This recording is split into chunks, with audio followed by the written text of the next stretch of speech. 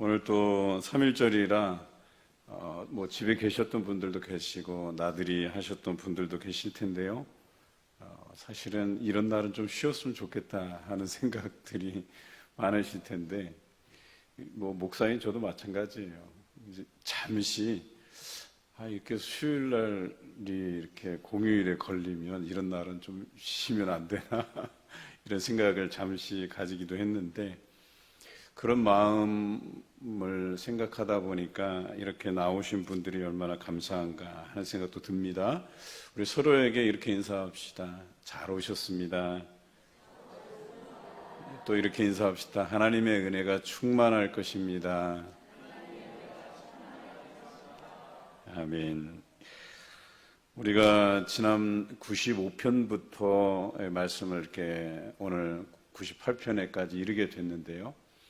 100편까지, 특별히 이 95편에서 100편까지 시편을 신정시라 그래요.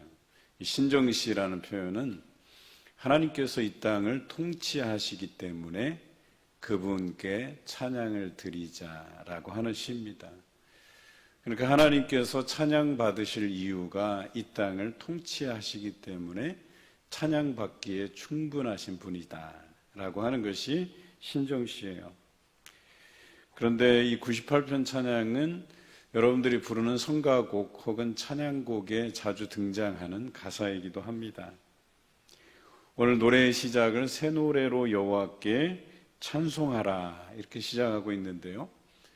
찬송의 정의를 내리자면 여러 다양한 의견이 있겠지만 저는 이렇게 생각합니다.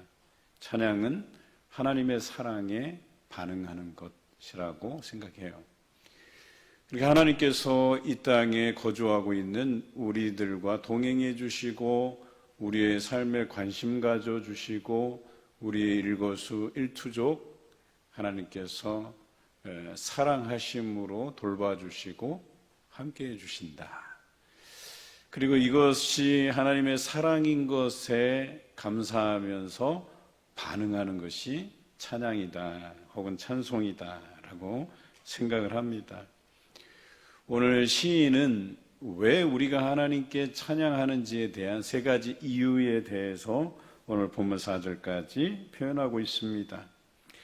그 첫째는 1절에 나와 있듯이 기이한 일을 행하셔서 그의 오른손과 거룩한 팔로 자기를 위하여 구원을 베푸셨기 때문이다 라고 고백하고 있어요.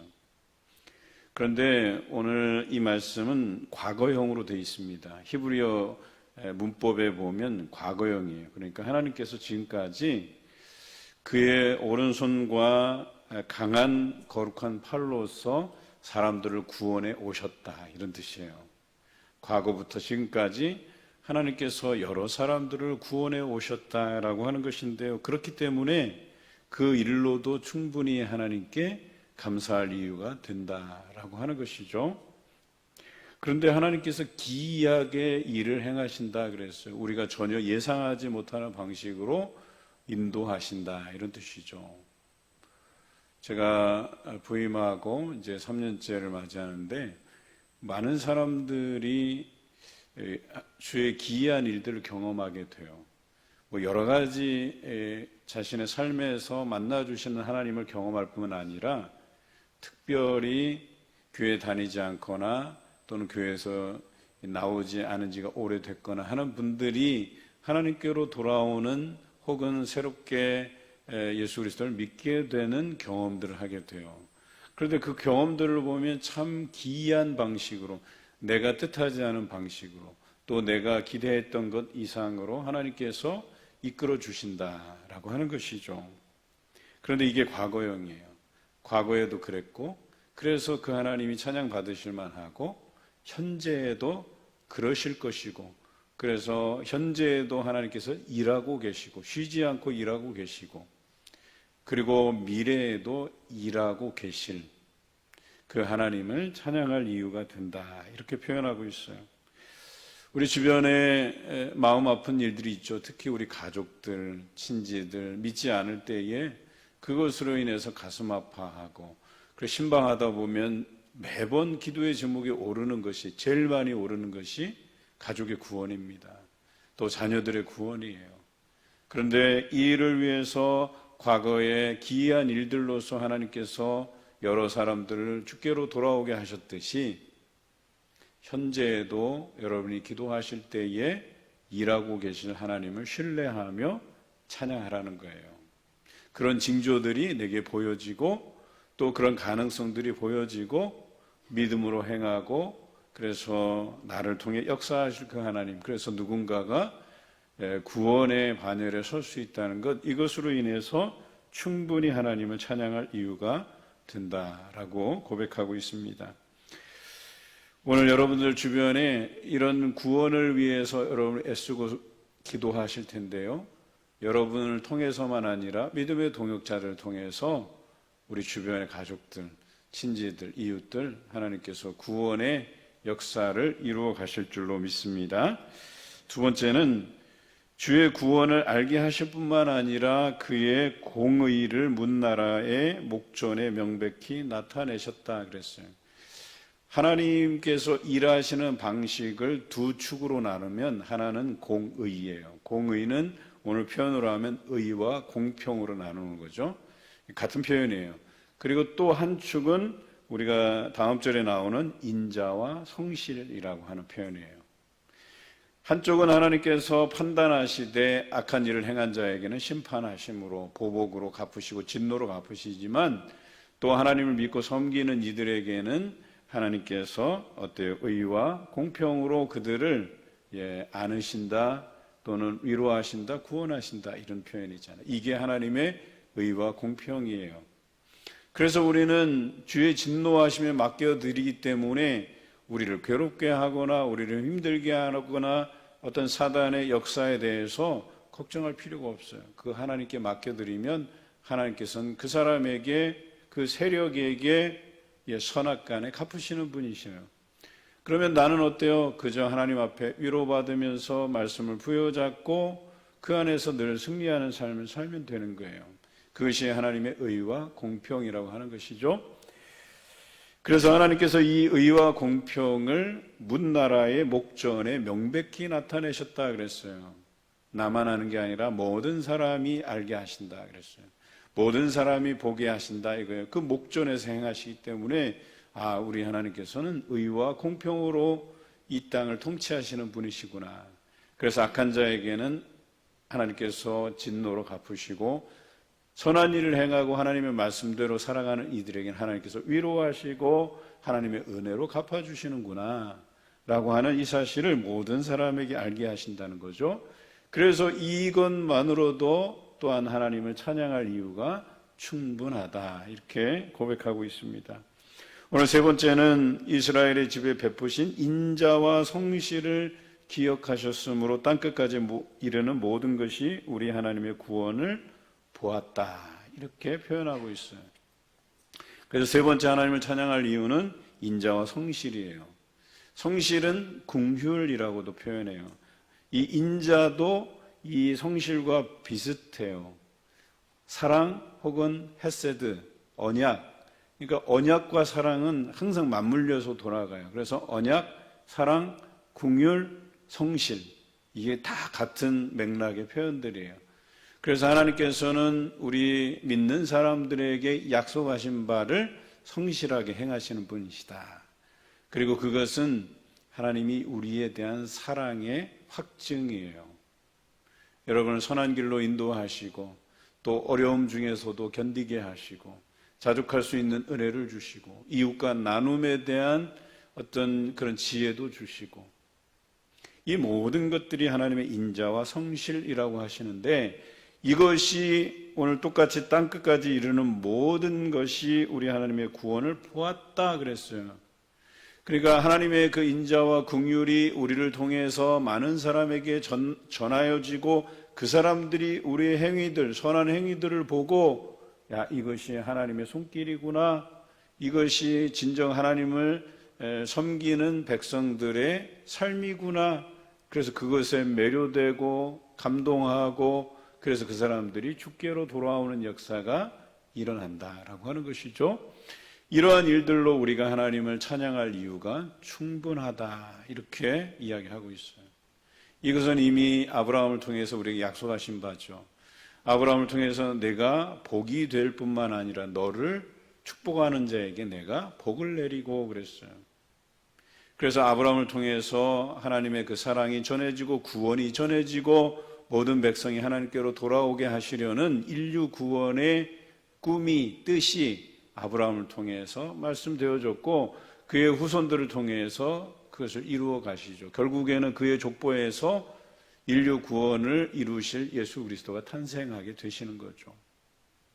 그래서 우리가 찬양할 이유가 충분하다라고 오늘 시인은 이야기합니다. 여러분 그렇습니다.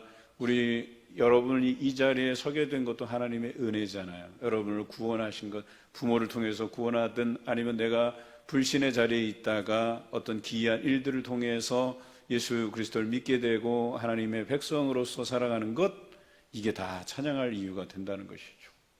뿐만 아니라 하나님께서 우리를 통해서 하나님 앞에 의와 공평으로 행할 때에, 즉 선한 일을 행할 때에 하나님께서 우리에게 위로를 주시고 은혜를 주시고 형통함을 주시고 복 주시고, 이것을 통해서 우리 하나님은 살아 역사하신다. 자기가 선택한 백성들을 여전히 하나님의 의와 공평으로 판단하시고 그에 대해서 포옹해 주신다라고 하는 것이죠. 또 그 하나님의 백성을 괴롭히는 자들에게, 사단의 세력에게 하나님께서는 진노하심으로 표현하시고 그들을 심판하신다는, 이것이 우리에게 위로를 준다라고 하는 것이죠. 그리고 약속된 그 백성에게 하나님께서는 꾸준히 사랑과 성실로서 그 약속하신 바를 이루어 가시는 것 때문에 우리가 하나님을 찬양할 이유가 된다. 이것이 시인의 표현입니다. 자, 이게 과거형이에요. 지금까지 우리가 살아온 인생을 되짚어 보면 하나님의 사랑 아닌 것이 없다고 고백한 것이죠. 그런데 이런 하나님이 오늘을 살아가는 우리에게 현재적으로 임한다는 거예요. 이게 과거에 국한되지 않고 현재에도 우리가 하나님 찬양할 이유가 충분히 있다라고 하는 것이죠. 그래서 우리가 어떻게 그러면 하나님을 찬양할 것인가, 그 이야기가 4절, 5절, 6절에 나와 있습니다. 우리 4절, 5절, 6절 함께 한 목소리로 읽겠습니다. 온 땅이여 여호와께 즐거이 소리칠지어다. 소리내어 즐겁게 노래하며 찬송할지어다. 수금으로 여호와를 노래하라. 수금과 음성으로 노래할지어다. 나팔과 호각 소리로 왕이신 여호와 앞에 즐겁게 소리칠지어다. 아멘. 여러분 여기 보면 악기도 등장하고 목소리도 등장하고, 그런데 이런 방법적인 것도 중요한데 어떤 악기를 이용해서, 목소리를 이용해서, 또 춤을 추며 호각을 이용해서, 그런데 여기 중요한 단어가 있어요. 어떻게 해요? 즐겁게 찬양할지어다, 이렇게 표현되어 있어요. 여러분 오늘 예배 참석하시면서 우리 찬양으로 예배 문을 열었습니다. 찬양할 때 즐거우십니까? 아니면 찬양할 때 답답하고 마음이 어렵습니까? 여러분 그게 다른 거예요. 우리가 이런 과거로부터 지금까지 하나님께서 베푸신 이 일들로 인하여서 찬양할 이유가 충분하다면 오늘 현재에 드리는 예배 안에서 찬양할 때 즐거이 부르는 게 정상이에요. 그런데 내가 즐거이 부르지 못하고 오늘 이 자리에 나와서 여전히 답답한 내 심정을 발견할 때에는 다시 한번 과거를 되짚어 볼 필요가 있다는 거예요. 우리가 하나님을 찬양할 이유가 충분한가에 대해서 명확히 알아야 된다는 거예요. 오늘 본문이 그것을 이야기해 주고 있어요. 너희가 과거에 이러하지 않았냐? 주의 기이한 일들로 너희를 구원의 반열에 세우시고 하나님의 의와 공평으로 판단하시고 뿐만 아니라 하나님의 인자와 성실로서 너를 아끼고 사랑하고 이렇게 보호하시고 지금까지 이끌어 주셨지 않냐. 이걸 생각하면 오늘 여러분 예배 가운데 찬양할 이유가 충분하다라고 하는 것이죠. 여러분 오늘 찬양하는데 즐거우셨어요? 기쁘셨어요? 제가 볼 때는 18구역은 즐거우셨어요. 제가 듣기에도 어떻게 저렇게 아름답게 찬양할 수 있을까, 이렇게 마지막에 또 고음을 다 이렇게 내시는데 천상의 목소리가 이런 것이구나 하는 느낌이 들었어요. 제가 아부하려고 드리는 말씀이 아니라 정말 그랬어요. 정말 그랬어요. 우리 안에 여호와를 찬양할 명분이 분명하다면 여러분 즐거이 찬양하라고 오늘 성경은 기록하고 있어요.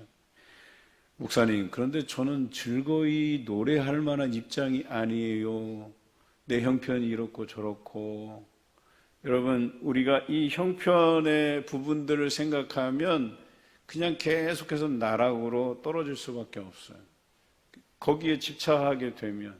그런데 반대로 생각하면 그거 삶의 문제, 어려움, 내가 겪고 있는 고난 요거 내려놓고 하나님께서 지금까지 인도해 오셨던 나의 삶에 대한 역사들을 되짚어 보면 여러분 이거 내려놓고 하나님 찬양할 이유가 충분할 겁니다.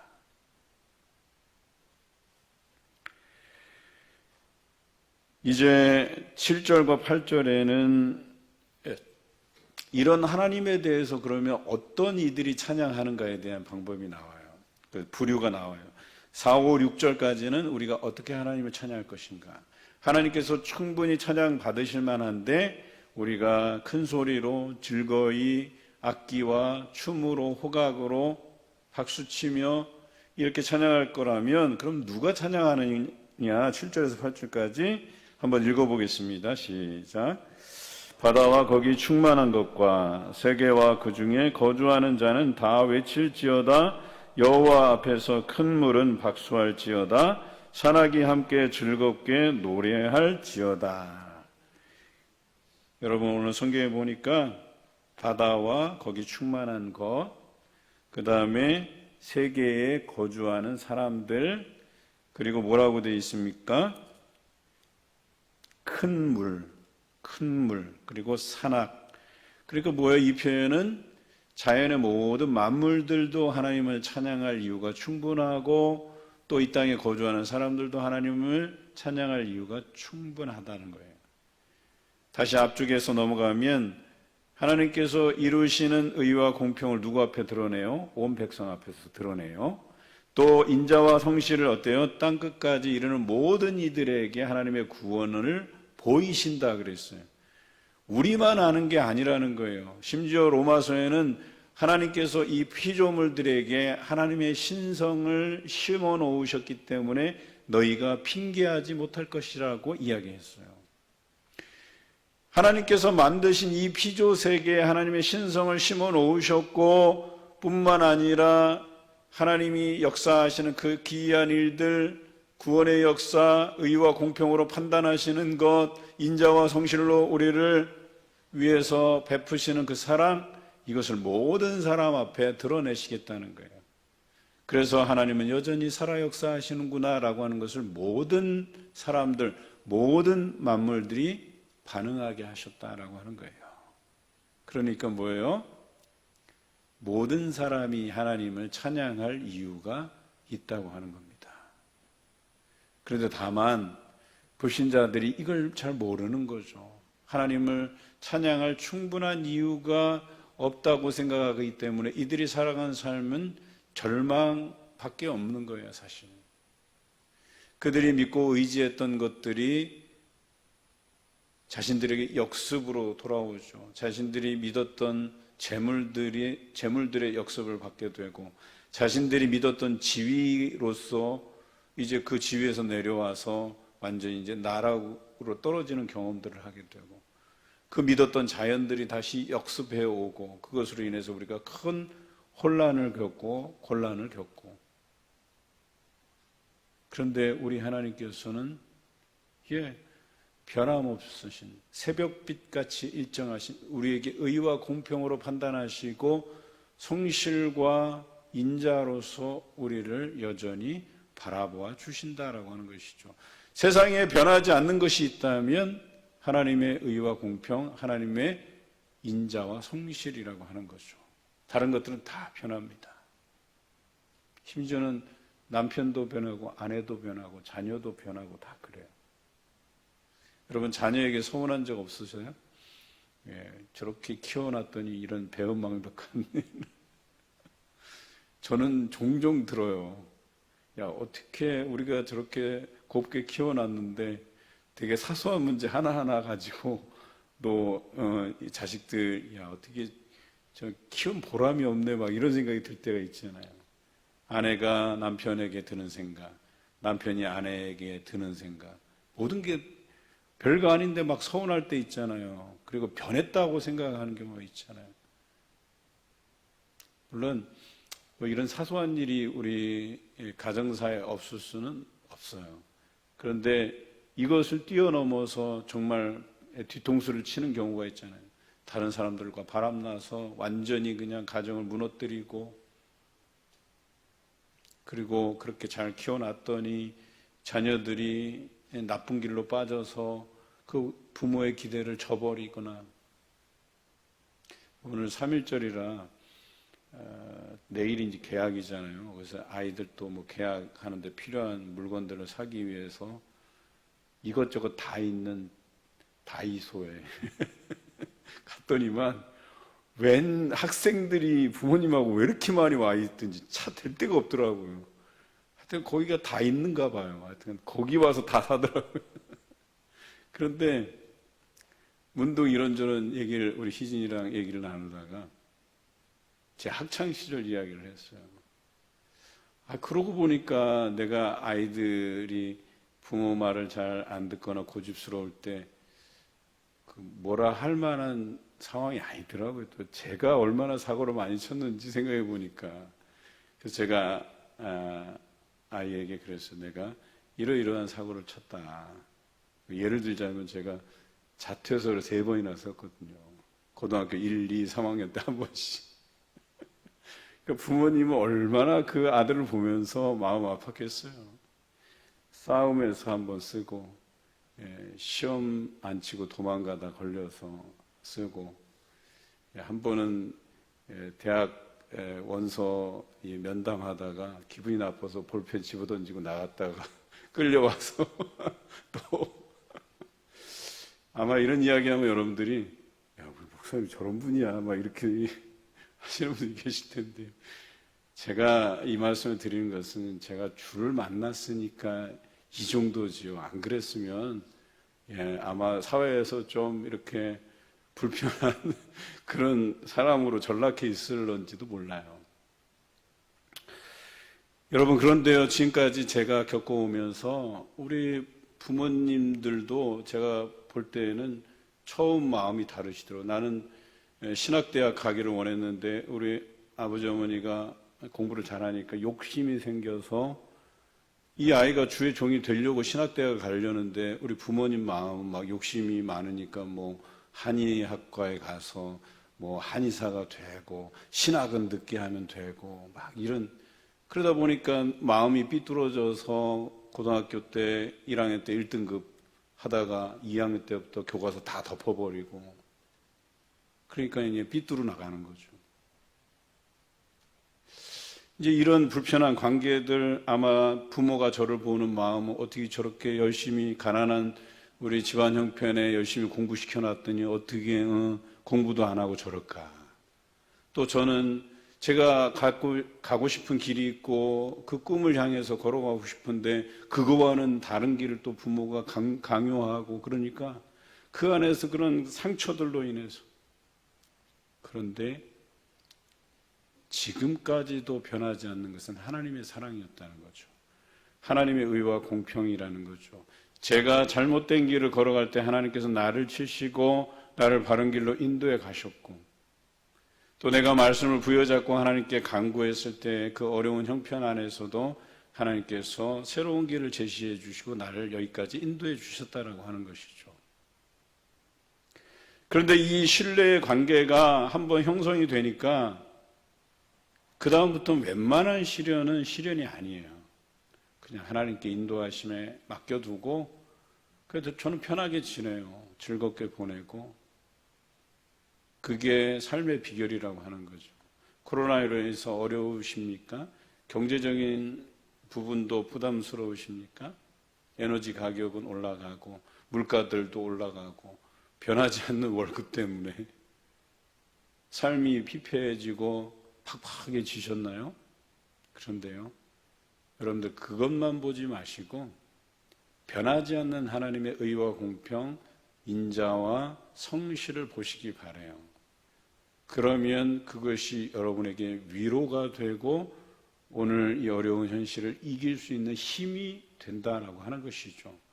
그리고 언젠가는 또 우리를 좋은 날에 서게 하실 그 하나님을 여러분 신뢰하시기를 바랍니다. 이제 마지막으로 마지막 절은 미래를 나타내요.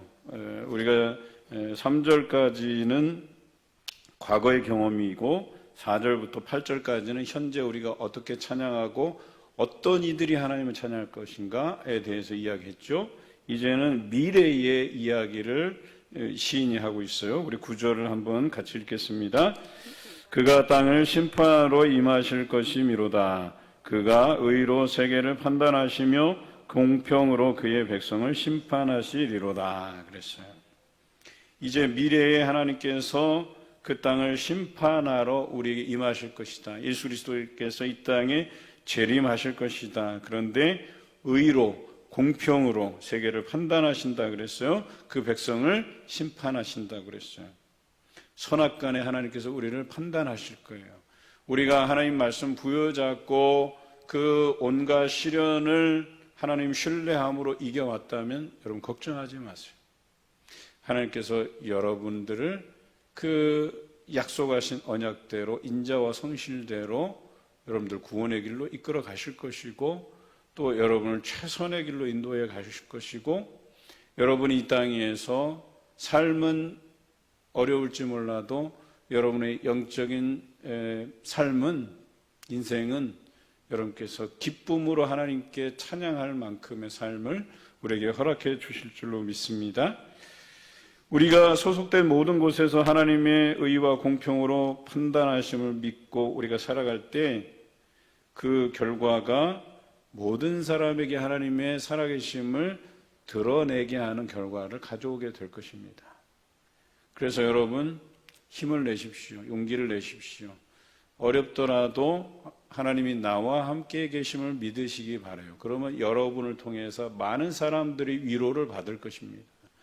야, 저 사람은 희한하게 이렇게 어려운데 즐겁게 하나님 찬양하고 기쁘게 살아가고 이렇게 비교해 볼 때 딱히 나보다 더 나은 삶이 아니라고 생각되는데 그들의 삶은 나보다 더 행복한 삶을 살고 있네. 이런 삶이 되어서 많은 사람들에게 저 사람은 하나님이 함께 해주셔서 저렇게 살 수 있나 보다. 그래서 나도 그 하나님에 대해서 한번 궁금한데 한번 알아볼까, 믿어볼까, 한번 교회 나가볼까 하는 일들이 여러분을 통해서 일어나시기를 주님의 이름으로 부탁드립니다. 여러분 겉은 화려하지만 끝에 하나님 앞에 내가 정직하지 못하다는 평가로 끝나는 것, 그런 인생은 의미가 없어요. 내가 아무리 화려한 인생을 살아왔더라도요. 그런데 우리가 어려운 삶의 연속선상 안에서 그 삶을 겨우겨우 이겨내고 그래도 내가 말씀을 붙들고 연약한 믿음일지라도 그래도 그 믿음 가지고 하나씩 하나씩 어려운 인생의 산을 넘어간다면 하나님께서 마지막에 여러분들을 의롭다 일컬을 것이고 의인이라 칭함받게 하실 것입니다. 이것이 가장 중요해요. 여러분 인생의 마지막에 내가 너를 사랑한다. 또 사도 바울의 고백처럼 내가 달려갈 길을 다 마친 후에는 하나님께서 나를 위해서 의의 면류관을 예비해 주셨다라고 고백할 수 있는 귀한 여러분의 신앙이 되시기를 주님의 이름으로 기원합니다.